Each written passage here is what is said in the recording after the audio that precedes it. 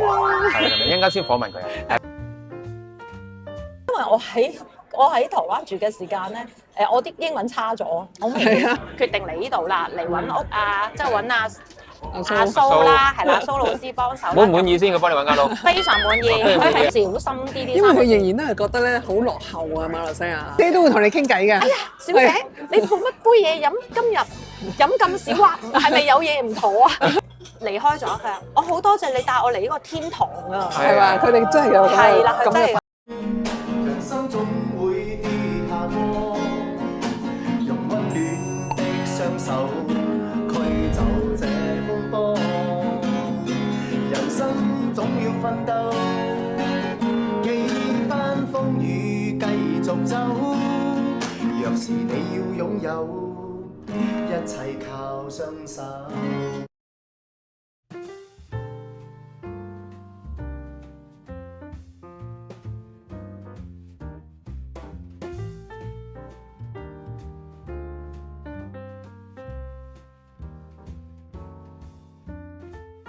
阿師媽，阿直姑蘇，阿直姑蘇，我哋咧有阿師媽，我哋今日會嚟咗呢處嗰邊啊？你知點解？上次咧好多粉絲就話講喺馬來西亞有一間咧食點心咧係非常之好食㗎，好出名。跟住我話嚇，點解我未聽過嘅？咁所以咧，我哋今日咧就要嚟咧會一會去睇下係咪真係咁好食，而且咧我哋發覺仲係推車仔喎。呢間係咩名叫做富臨門啊 ，Marco Polo。Marco Polo。係啦。阿木生頭先已經揾咗位啦。呢度叫咩地方咧？市中心嗰度啦。呢度係Jalan Raja Chulan。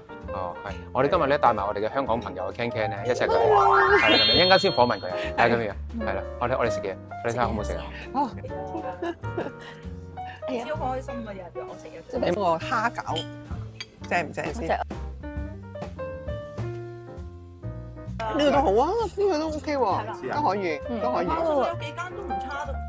入邊咧係真係冇咩打算理你嘅，因為唔識。我知啊，佢直頭唔會理我嘅，不嬲都係，我都唔係第一次遇到呢種情況。你叫入邊好大隻蝦㗎。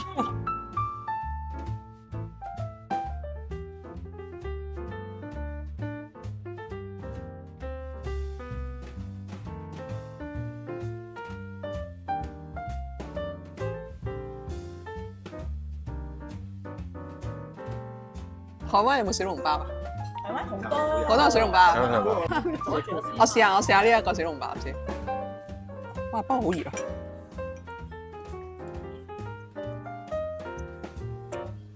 喂，佢都幾有水準喎。頭先呢個食係醬啊，我頭先食你呢個入邊好多沙糖，食落去好好食。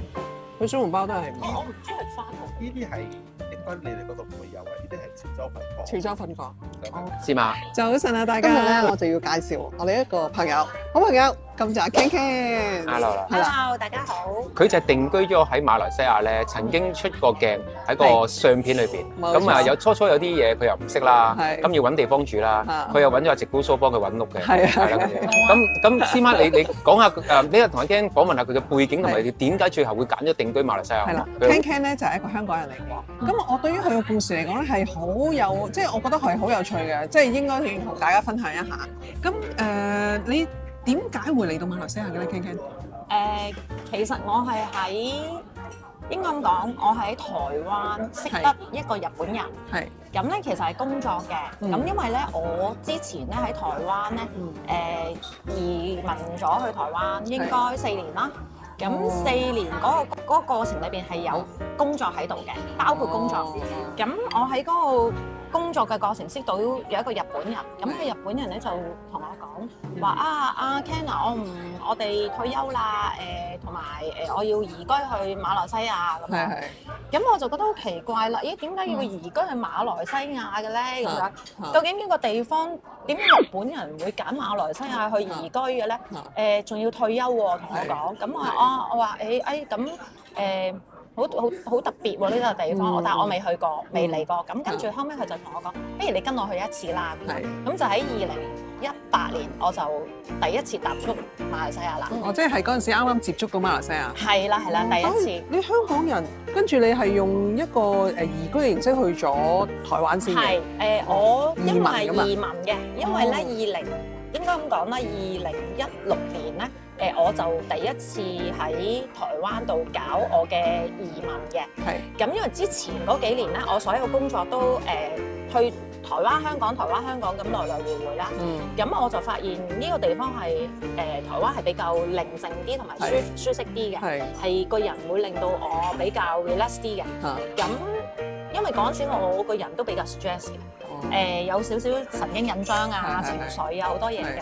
咁我就同公司講啊，既然我係咁樣個狀況，咁不如我又成日要去台灣來來回，不如我直頭 stay 一排啦咁樣。咁既然我 stay 一排嘅時候，咁不妨如果有得搞移民，因為我都要住啦，咁不如我搞埋移民啦咁樣。當其時仲係容易嘅喎，係嘛？好容易啊！我用咗18個月時間就已經攞咗身份證啦，同埋 passport 啦。咁真係好快喎！係啦，咁當然我係投資移民嘅嗰陣時都係。咁我要開公司啦，咁但係所以嗰個年代係10個有9個都批嘅。咁我總言之，我坐完12個月監之後咧，跟住半年內咧。就已經俾咗 passport 我啦，同埋出埋身份證啦。係啦，嗱咁樣，如果以一個香港人嚟講咧，好多人都已經好羨慕啦。哎呀，你攞到台灣身份證啊？係OK 喎。咁點解又會嚟咗馬來西亞嘅咧？係咁跟住點解咧？自從2018年我跟咗呢個日本朋友啦，其實佢係我個 supplier 嚟嘅。咁佢既然移民，咁佢帶我過嚟，咁我第一次踏足係吉隆坡嘅。咁我呢個朋友而家移居咗去檳城㗎啦。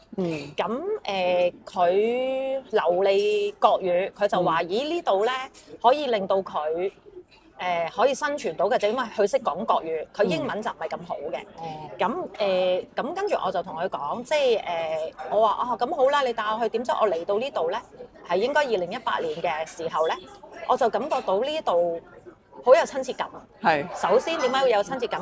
當時我2017年正式喺台灣住咗4年幾啦。咁2018年嚟到呢度嘅時候咧，我就發現點解有一種親切感咧？就係因為我喺台灣住嘅時間咧，我啲英文差咗，好明顯係啦。咁第一英文差咗啦，第二就係我覺得呢度好多廣東話人啊，即係咧第一廣東話啦，第二我間唔中侵啲英文咧，大家又溝通到啊，好有香港 feel 啊！係啊，我覺得嗰時估唔到嘅，估唔到咧喺馬來西亞你用廣東話你都可以生存到嘅，即係你唔需要用其他語言都得嘅。廣東話係啦，咁我突然間覺得自己有少少咬脷啊嗰1分鐘，因為我喺台灣成日要講國語，其實我啲國語已經係港式嘅，個一聽到我開口嘅時候咧，就會覺得我係香港人啦咁樣。但係嚟到呢度咧，我有一個感覺就係，因為可能我喺香港咁多年咧，我感覺到自己係多民族多語言嘅一個地方嚟嘅，都係英文又得啊，國語又得啊，廣東話又得啊咁。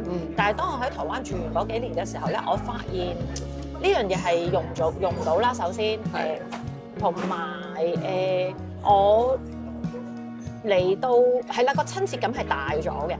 咁同埋個生活空間咧，我又喺度諗，咦，台灣個生活空間已經好好㗎咯喎，相對地香港，呢個生活空間係更好喎，更加好喎。係啦，即係講 CP 值啦，台灣最中意講 CP 值嘅，即係我相對比己同等嘅錢咧，我唔想同香港比較先啦。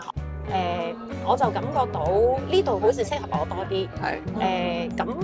咁呢個係比較現實嘅，就係講緊譬如食嘢啊。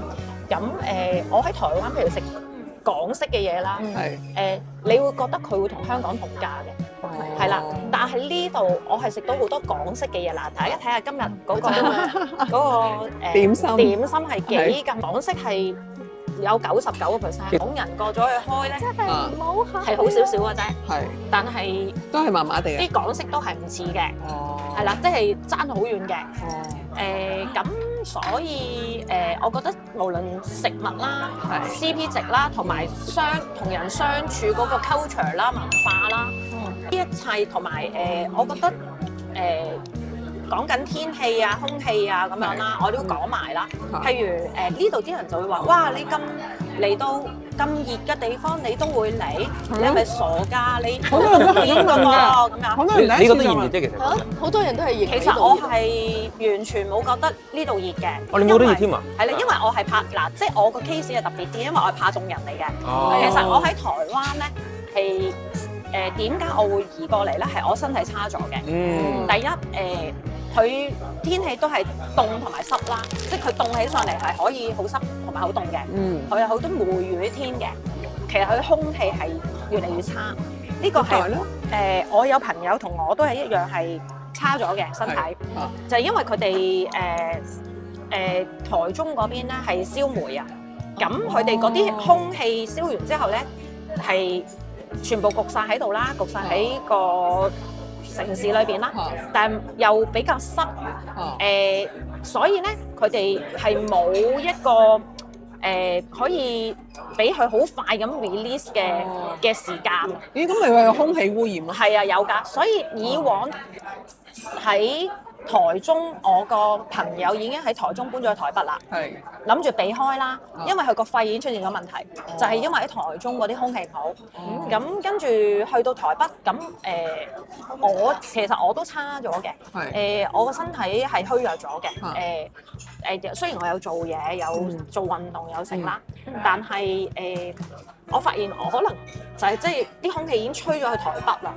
呢個狀況台北亦都嚴重咗嘅，即係佢哋啲霧霾啊叫做係啦。但係其實嗰啲所謂唔叫霧，其實就係啲污染嚟嘅，就係嗰啲燒煤嗰啲煤炭嘅污染。台灣當然係有佢嘅好處啦，佢嘅空間或者係佢嘅使費。喺香港人嚟講，佢係低嘅。但係佢我聽好多人講，佢都唔算平嘅喎，比馬來西亞。但係個樓價唔算平啊。佢樓價係升咗好多㗎啦。係咯係咯。我去個年代係未升到咁嘅，因為我去係2017年嘛，咁肯定係未咁嘅。咁我去到之後，後期應該3年、4年之後，就好多港人係去買樓，跟住就其實。都嚴重咗嘅個樓價都即係。你係租啊買啊？你當其時我租嘅，因為點解我冇買咧？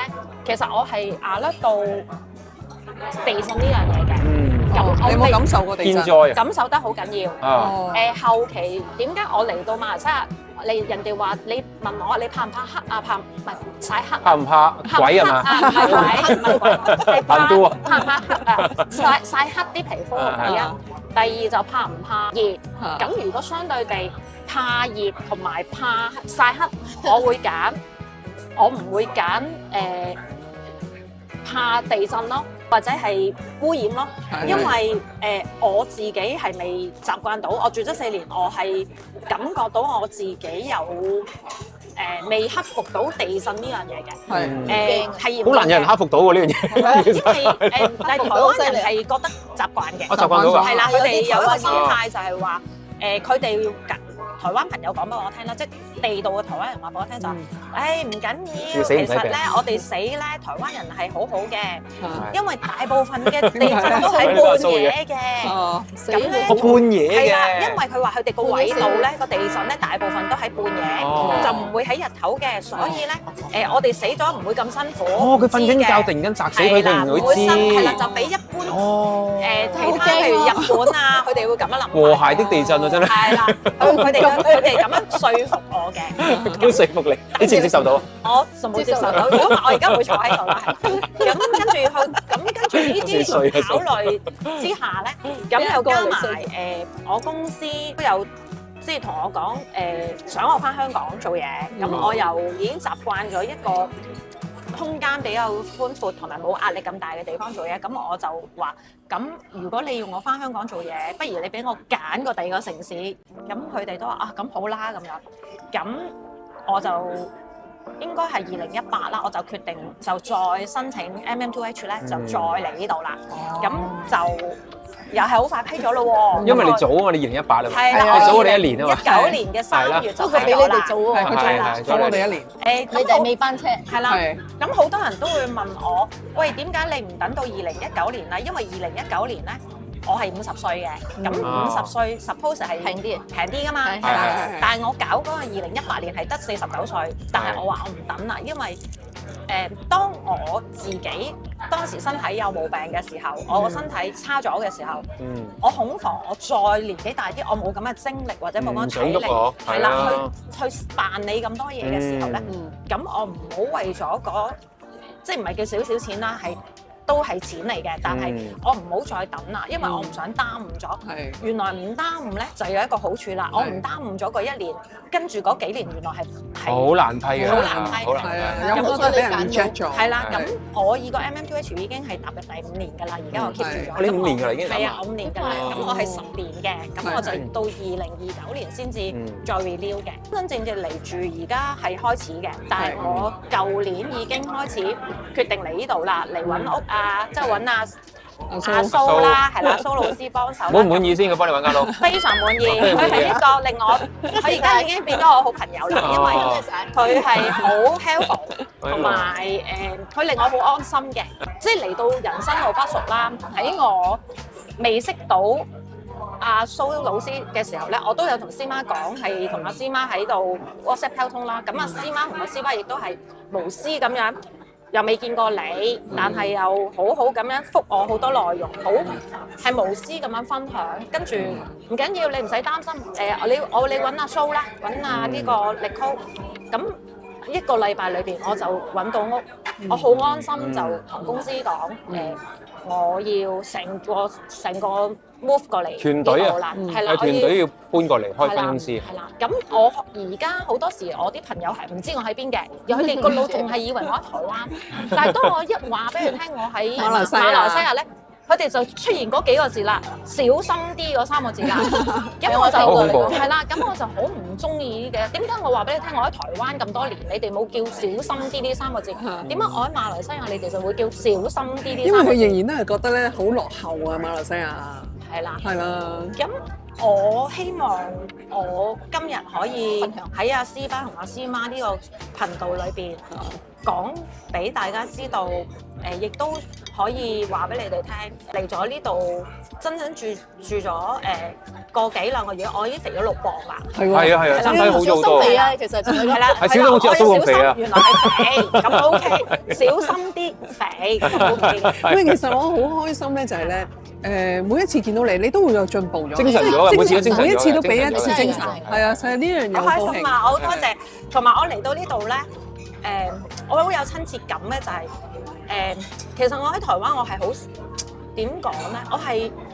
我係有一個4年嚟，我係有啲未融入到嘅，所以有啲朋友成日同我講，叫我嗰陣時我成日都去日本嘅，因為好近嘛，個幾鐘。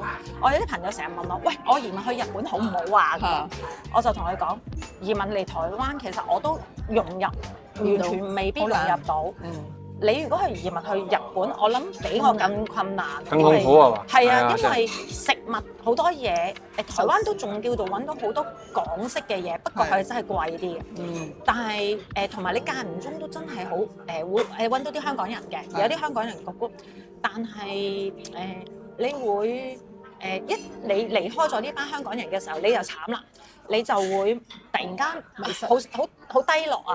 我講我真心感受嘅就係，我又要可能台灣人去同你係有個距離嘅。佢係卡你係香港人，就係卡你嘅。除咗要選舉嗰1分鐘，選總統嗰1分鐘，要立票嗰時候。係啦，因為我個包租公咧，我嗰幾年嚟，我包租公咧，我選過2次啦，即係我嗰4年裏邊有2次選舉，佢都會拍我棟門夾我落去投票嘅，因為知道我有身。減租可以，係啦，咁會夾我落去，因為佢哋嗰啲政治意識好強。咁但係我嚟到呢度，我冇呢啲包袱。我就算今日見唔到師媽，見唔到蘇老師，見唔到莫生，我聽日落到街咧，無端端我去嗰間茶記度食嘢，嗰個事頭婆就阿姐都會同你傾偈嘅。哎呀，小姐，你做乜杯嘢飲？今日飲咁少啊？係咪有嘢唔妥啊？跟住我就答佢冇嘢唔妥。我話咧，我唔可以飲咁多，瞓唔着。咁你等陣，跟住佢就入去攞咗隻杯打包啦。好好嘅，就會覺得好熱情。點啊？你下次唔好飲唔晒，唔好自己帶隻杯落嚟啦，唔好嘥咗佢啊！即係我會覺得嗰個感覺係好 warm 係啦，即係有一個，但係你要記住喎，嗰間茶記係喺一個5星級嘅商場裏邊嘅喎，佢唔係一個即係一個媽媽檔嗰啲地踎，唔係話好似喺香港嗰啲茶記踢杯嘢。洗杯啦你，坐嗰個角落頭唔準，要搭台，冇呢啲嘅。我嚟到呢度係，即係我個感覺就係，當然每一個地方都有好同埋唔好嘅。而家我最唔好嘅就係我未識揸車咯，我成日都要朋友等我，因為但係我搭 Grab 咧又好方便，都方便嘅啦，呢度係啦，我啲朋友有時又會車我去呢度車我又唔好意思啦，咁我會嚟緊會努力學翻揸車㗎啦。你有車牌嘅，有車牌嘅。我喺台灣4年都冇揸過車，因為我好驚台灣嗰啲機車、電單車啊！我香港10幾20年我都有揸車，咁係啦，所以我要嚟到呢度好容易嘅啫，我要 pick up 翻啦，同埋我都有啲親人嚟過揾我，朋友又好，親人又好，我希望嗰3個字唔好再出現啦，變咗嗰幾個字就係佢哋嚟完揾我之後咧，佢哋就同我講離開咗佢，我好多謝你帶我嚟呢個天堂啊，係嘛？佢哋真係有咁嘅反應，係啦咁樣講，咁跟住我就開心咯，因為我嚟係唔想親戚朋友同事去擔心我嘅，我覺得呢個係重點嚟嘅。我喺台灣佢哋1年嚟5次、10次都有㗎，因為1個月嚟幾次嘅。但係其實我移居個目的，我係唔想人哋1個月嚟幾次我屋企嘅，因為我係有啲辛苦嘅，因為我都唔係一個健康嘅人嚟嘅，係啦，咁。但係而家就啱啱好啦，我肯定佢哋唔會1個月嚟幾次，放心啦。係啦，係因為佢哋放心咗啦。第二就係即係儲埋先嚟，係佢哋會發現呢度好多地方可以去玩啊。我唔得閒招呼佢哋咁多啊，因為地方太大啦。唔該，你哋1年嚟1次好啦。辛苦嘅招呼咯。係啦，想問啊，喺馬來西亞咧，你揀一樣嘢你係最唔習慣嘅。咁你有咩？花咁耐，有冇咩係好習慣唔到嘅？對而家都係啦，好習慣唔到啊！好難諗係嘛？我暫時唔習慣嘅係我未識馬拉文咯。哦，你放心，有一個半桶水嘅老師喺度。係啦，因為我覺得因為國語我係溝通到嘅，但係我覺得呢度係其實唔一定要識馬拉文，但係我英文絕對溝通到嘅。足夠使用。係啦，我覺得英文係足夠使用嘅，同埋廣東話、國語都足夠使用嘅。但係我覺得我有時會去到啲超市買嘢咧，我覺得如果你識少少馬拉文咧，方便啲咯，會舒服啲啊！我會覺得即係有共鳴啲係啦，我會 feel 到嗰個。我 feel 到佢，因為佢 serve 我嘛，佢服務我都想多謝佢。我連多謝嗰句嘢都唔識講，我覺得斯里麥卡西係咪？係啦，係啦，我覺得我要學咯。咁我會努力㗎啦，犀利啦！我即刻 show 個唔使諗㗎。係啦。同我想問你阿 Ken 個問題，即係咁耐啦，你覺得嚟咗馬來西亞啦，一件啫，你覺得最開心嘅事係咩咧？即係令到你嚟咗馬來西亞之後。最開好多件喎，一件最係好難諗你。最能夠令到你開心嘅事，嚟咗馬來西亞咁耐。嚟到馬來西亞開心，你好多嘢都好開心係咪？即係我嚟到可能真係係順利嘅，我覺得我係好順利嘅，所以我好開心就係我而家食嘢唔使睇餐牌咯。呢個係呢個係我有時我驚嘅，我做呢個習慣係唔好嘅。我諗我翻到香港呢件事死緊啊。但係以前我喺台灣都試過，有一段時間唔使睇啦，但係後嚟唔得啦，因為我發現佢啲物價升，通脹係嘛？係啦，都升得好勁。咁我開始有啲睇餐牌，但係嚟到呢個係冇睇嘅，真係好開心嘅。係啦，我諗我最開心見到阿 Ken 第一次見佢咧，同而家比較咧，佢個人精神同健康咗好多。即係佢之前咧係個面色冇咁好嘅，佢青啲同埋瘦好多嘅。但係佢依家飽滿咗嗰塊面同埋有翻啲血色啊，係啊，所以我覺得仲有少少潮潮，好係係好潮嘅感覺。係啦，係跟住越潮，係應該個小丸子嘅感覺。小丸子好潮嘅。係啦，咁樣。係啦，咁啊我有心機打扮嘅，因為我貪靚嘅，但係我以前病我就冇心機打扮。啊，係啦。係好 fashion 咗。好高興你可以喺馬來西亞咧展開你咧人生嘅另外一頁。好啊，我哋我都開心啊，多謝大家幫忙啊。好啊，唔係嚟緊，我哋多啲揾你分享下喺馬來西亞嘅生活點滴啦，好冇？係好啊，好啊，好啊，唔該晒，OK，拜拜。拜拜。